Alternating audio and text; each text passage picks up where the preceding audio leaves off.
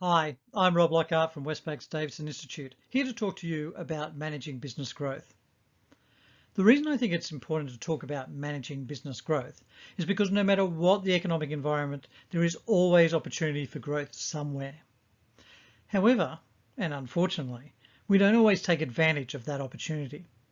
Whether we want to grow to become the biggest player in our chosen market, grow to keep pace with inflation, or somewhere in between, we need to focus on the key drivers that help make that growth possible. And more importantly, help make that growth both sustainable and profitable over a long period of time. When growth happens, either by chance or design, it is common for business owners and managers to jump right into the thick of the action without stopping to consider the implications for the future sustainability of the business. Growth can be a fantastic thing for a business, bringing extra profits and returns for the business owners. However, if not managed well, it can also put a lot of strain on a business, particularly rapid growth. Rapid growth chews up a lot of cash and needs to be managed well for the business to be sustainable in the long term. The key to growing successfully is being able to forecast the impact of growth on a business. This video addresses three key areas to be mindful of when growing your business. Firstly, we will have a look at a few different growth strategies and what successful growth might look like. Secondly, we will look at a way of measuring the impact of growth on a business and whether that growth is sustainable. And thirdly, we'll look at some of the levers that we can use within the business to make the most of our growth opportunities. In the first section of this video, we're going to explore the strategies behind growing a business. There are two different approaches to how growth can be managed in a business. You may be active in your approach to growth or passive. Active growth is where you strategically plan to increase your sales to capture additional value for your business. This involves using whatever data is available about your own business performance and the market environment to challenge your competitors and grow your market share. When done well, actively planning for growth can be of significant value. Passive growth comes in two flavors. You can grow at the pace with inflation, which simply means that as your suppliers raise their prices, you raise yours, thus increasing sales revenue. Or you might experience unplanned growth, where all of a sudden you have unexpected additional sales coming in. There are a number of reasons that a business can experience unplanned growth, many of them related to changes in the external environment, such as the availability of new technology, a competitor going out of business, or even natural disasters. If you haven't planned for growth, you may not be in a position to harvest the full value that growth may offer. In fact, it may even be detrimental to your business. Let's take a moment to explore why that may be so. The ultimate prize for growing your business is, of course, more profit.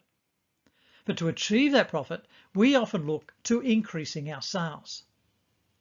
However, to do that, we're going to need more customers buying more of our goods or services. The key question to ask yourself is, what are all of the things that we need to have available to satisfy increasing customer demand? Typically, you'll need to have more stock for them to buy and the capacity to support those customers as debtors. Then you may need to take on extra staff, purchase new equipment, and if sales growth is strong enough, you may even need to move into larger premises. All of this costs money. And here's the rub. You need to spend that money before your customers have even made the purchase, which is why businesses that experience rapid growth often find themselves short of cash. Let's look at it this way. The upward diagonal arrow on the screen represents an example of sales growth, a nice steady increase over time. The graph shows that at point A, there is a certain amount of profit being made, shown on the left-hand axis, and a certain amount of assets being used, shown on the bottom axis. This is commonly the way growth occurs within a business, but it doesn't have to be. In fact, it isn't even the most optimal outcome. But let's say the business is going to grow in sales by, say, 10% next year, moving up that line to point B. If the business continues to manage its costs and assets at the same level of efficiency, then the expectation would be that profits would also increase by 10% and assets would increase by 10%. However, if the dollar amount of extra profit is less than the dollar amount of increase in assets, then the business will need to find extra money from somewhere else to fund that increase in assets. And it is this gradual increase in assets that is using up cash in the business. If you haven't planned for growth or taken a passive stance, then this is likely to be the outcome. Of course, this is where that phrase, growing yourself into trouble, comes from, because for every dollar you make in profit, it is actually costing you in the form of your assets, which is impacting your cash flow. What's needed here is a way to take advantage of the growth and not have it blow out cash flow in the process. However, depending on how you manage your sales and required assets, there can be a number of different growth outcomes. It may be that you can increase your sales without increasing your assets. I like to call this fast growth, and it can usually be achieved if you start using excess capacity in your assets or start outsourcing work that utilizes more assets. What would be wonderful though is if you could increase sales but actually use less assets. I like to call this optimized growth. Now this might occur if you find a way to use your assets more productively, but often it's not sustainable in the long term. There are also instances when your sales grow, assets grow, but your profits don't. I call this declining growth. Your costs are growing faster than your sales. And where you really don't want to end up is in what I call financial stress, where your sales are growing, your assets are growing, but your profits are going backwards. If you find yourself here, it may be time to think of making some significant changes in your business. Perhaps even getting out of the business if you don't think you can reverse this trend. So, given all those different ways to go, where should you be aiming at? Well, the preferred ways are somewhere between optimized growth, fast growth, and maybe slightly into that declining growth for a short period of time. Now, optimized growth and declining growth are usually short-term phenomena. The optimal long-term strategy is in that fast growth segment. Remember though, that nearly all outcomes except the optimized growth will require more assets, and more assets means you will need to find more cash to fund your business growth. In order to make the most of a growth opportunity, it's important to understand what impact the growth will have on the business. In this section of the video, we will explore how to forecast and measure the impact of that growth. And we are going to ask 3 questions. How much funding do I need? Where will I get it from? And do I like the picture I am painting? I'm going to show you a method for calculating how much capital may be required to support your growth, so that you can then make a more informed decision on where to source that capital. Then we'll develop a scorecard so that you can measure the success of your growth in terms of profitability, efficiency, reward, and risk, so you can make more informed decisions about your growth opportunities. Firstly, though, we need to understand the way money flows through a business. To do this, we're going to use a model called the financial operating cycle. Imagine for a moment that we are opening a business together. Our contribution to funding the business is called our equity or net worth. This is the money from our own pockets, the owner's money. We combine that with money that we borrow, our liabilities. Together, our money and the money that we borrow make up all of the funding that we have available to operate our business. And we operate the business by firstly purchasing assets. Now, collectively, this equation, assets equals liabilities plus net worth, is our balance sheet, or the business's statement of financial position. Now, when we purchase assets, we've done so to operate our business and hopefully generate sales. Of course, our aim is to convert those sales into profits through the efficient management of our expenses. This portion of the financial operating cycle represents our income statement. Now, this is where I find most people stop. profit is their one measure of success. However, the next step is to consider how that profit is then used. And essentially, there are three uses of profit. Firstly, it can be used to purchase more assets to help the business grow. Secondly, it could be used to reduce liabilities. And finally, it could be used to take out of the business and to pay the owners. The key to longevity in business is to keep this cycle turning over smoothly and efficiently. By understanding this flow of funds through a business, we can see that everything is interconnected and that the growth in profits that we're all chasing is going to impact other parts of the business as well. We are going to use that understanding to gain some foresight into the impacts of growth. Remember, growing profits or growing sales more often than not means needing more assets, which are part of the balance sheet. And one of the most important things that we can do to understand the impact of growth is to determine what our balance sheet may look like after we have grown the business. We call this finding the financial gap, or in practical terms, identifying how much additional money we need to fund the growth that we are trying to achieve. Here's how finding that financial gap works. Let's say that last year, this little business made $10 in profit. And let's also say that they're making a 20% profit margin at this point in time. So in order to make that $10 in profit, they needed to generate $50 in sales. To generate these sales, they of course used assets. And assets of course come in two flavors. Firstly, there are short-term or current assets, which includes things like your stock, any work in progress that hasn't been billed out yet, and any outstanding invoices that customers haven't yet paid. There are also fixed assets, such as your plant and equipment, that are needed to make sure the sales happen. So in this example, in order to generate that $50 in sales, this business used assets worth $100. Now on a balance sheet, the assets must equal the combined total of liabilities and net worth. Right now, this business doesn't owe any money to anyone else. Everything invested in the business is their own money. So with no liabilities, there is $100 in net worth. Now let's say that they want to grow the business and are aiming to double their profits in the next 12 months. What will be the impact? Well, let's work through the logic again. To double the amount of profit, all things being equal, they'll need to double the amount of sales made too. So instead of making $50 in sales, they now need to make $100 worth of sales. And it's the same with assets. Instead of using $100 of assets to support sales, they're now going to need $200 worth of assets. Hopefully that's all straightforward so far, and all based on the fact that the business is operating at the same level of efficiency as it has previously. And here's where it gets really interesting though. In the previous year, they had no liabilities and had invested $100 of their own money into the business.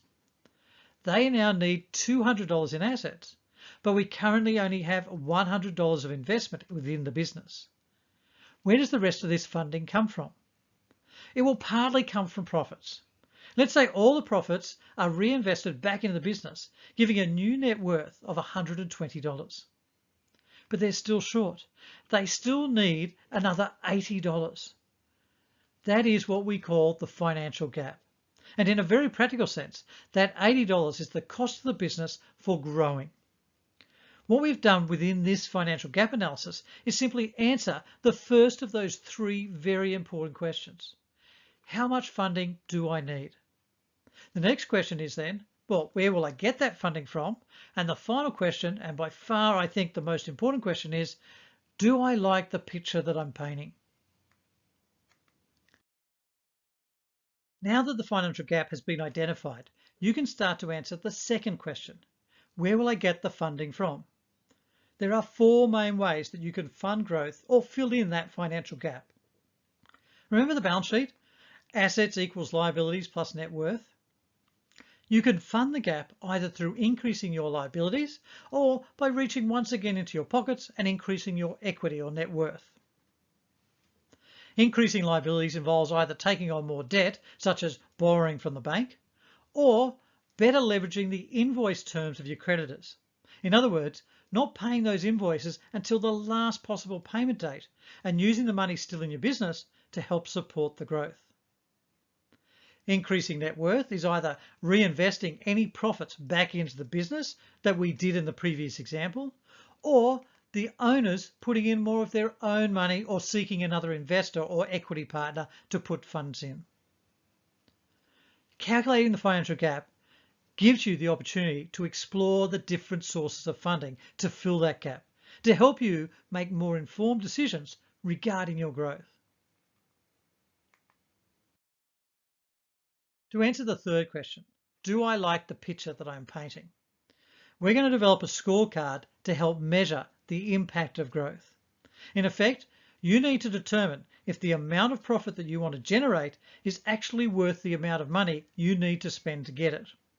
And there are 4 really useful measures that can help you determine whether or not you've achieved what you set out to. Now, we've used the numbers from the earlier financial gap calculations in these following examples. Firstly, there's that old yardstick of profit. Are you making more money? And if so, how much? It's always good to measure this in both dollar terms and as a percentage. After all, you don't want to grow the business but lose margin at the same time, because you'll be working harder, not smarter. Now, in our example, they achieved a 20% profit margin, which is consistent with the budget that they gave. The second measure to use is asset efficiency. This is where you can determine how effectively you're using your assets to help create your sales. A low number here tells us that the assets aren't working hard enough. Now, that might be an indication that there is too much stock or too much unused capacity in your equipment. The aim here, of course, is to use your assets as efficiently as possible to generate sales. Thirdly, you should measure the return on investment. By looking at the profit you're making in relation to the money that you have invested in the business, gives you an indication of how much value you're getting out of the business. What is your return or reward for the risk that you're taking investing in the business? Now, in our example, they were making a 16% return on their $120 investment. And the final measure is risk. The debt to worth ratio measures how much funding the owners are supplying to the business versus how much they are borrowing. Now, in this example, for every dollar invested, they've borrowed 66 cents, which is considered a low to medium risk scenario. Now, a more common scenario is that growing businesses use a lot of debt to fund their growth, which significantly increases their risk. By developing this little scorecard for the business, you can explore different scenarios for what you want your picture to look like. You can then determine what levers you need to maneuver to achieve your desired outcome. In the final part of this video, we're going to focus on what levers can be shifted in the business to improve the success of growth. If you can improve the operational efficiencies of your business, this can reduce the costs of growth, providing you with more value from your growth. Now, given that assets are such a critical element of growth, this section is focused squarely on asset efficiency. Earlier in this video, we looked at the fact that growth in profits is often accompanied by growth in assets, but that the optimum way to grow profits is to use assets more efficiently. By focusing on the balance sheet and identifying the different techniques available to us to improve our cash holdings, the business can become more efficient and generate more cash itself to support growth to reduce the reliance on debt. Here are 5 ways to improve the efficiency of your balance sheet. Firstly, speed up your debtor collection.